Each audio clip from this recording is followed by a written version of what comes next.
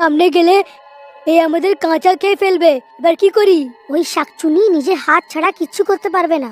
আমাদের শুধু ওর দুই হাতকে নিজের বশে করতে হবে। ওই দেখো দাদারা, আমার মনে হয় ও সব থেকে আগে এনারই বলি দেবে। তুমি তাড়াতাড়ি যাও আর ওনাকে এখান থেকে ছাড়িয়ে আনো। তারপর গোপী আস্তে করে যায় আর কাকার কাছে পৌঁছে যায়।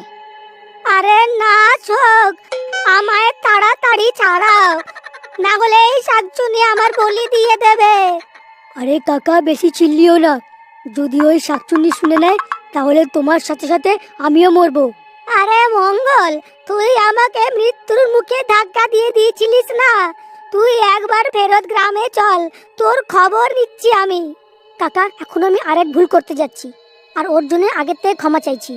আরে তুই কি করতে যাচ্ছিস? হ্যাঁ। তারপর মঙ্গল রাঘবীর কাকাকে ওঠায় আর ওনাকে শাকচুন্নির সামনে নিয়ে যায়। এই শাকচুন্নি, সাহস আছে তো আমাকে মেরে দেখা, আমি তোকে ভয় পাই না।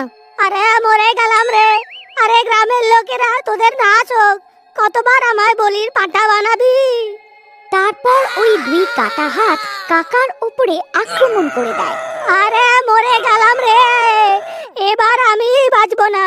আরে নাচ হোক, দেখছো কি? আমার সাহায্য করো, হায় রে। তখনই এক গ্রামের লোক যায় আর ছুরি দিয়ে হাতের উপরে আক্রমণ করে দেয় আর ওদের কেটে দেয়। আরে বেঁচে গেলাম রে, খুব জোর বাঁচলাম। আরে কি হয়ে গেল গ্রামের লোকেরা? তোমরা এ কি করে দিলে?